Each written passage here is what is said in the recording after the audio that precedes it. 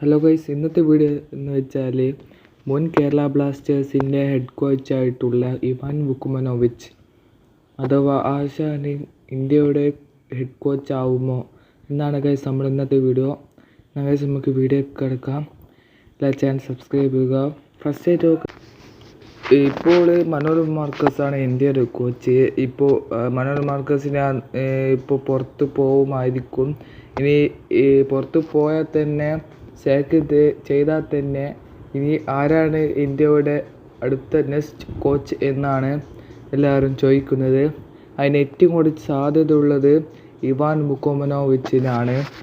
Commentator ആയിട്ടുള്ള ഷൈജു ദാമോദരാണ് ഇത് പറഞ്ഞത്.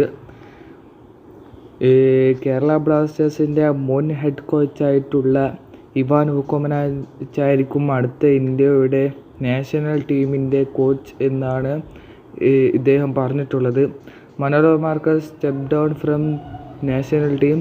There are good chances that former Kerala Blasters head coach Ivan Vukumanovich will become the next head coach of the India men's team. അതാണ് guys ഇദ്ദേഹം പറഞ്ഞിട്ടുള്ളത്. Guys, ഇതിൽ തന്നെ നമുക്ക് കുറച്ച് ഉറപ്പിക്കാം, ഇവാൻക്ക് അത്ര സ്ഥാനമുണ്ട്. ഇവാൻ വന്നാൽ തന്നെ അടിപൊളിയായിരിക്കും ഇന്ത്യയുടെ ടീം എന്ന് ഞാൻ വിശ്വസിക്കുന്നു. ഇവാൻ വരട്ടെ എന്ന് പ്രാർത്ഥിക്കുന്നു. ഗൈസ്, ഇത്രയുള്ള വീഡിയോ ചാനൽ സബ്സ്ക്രൈബ് ചെയ്യുക. Okay, by.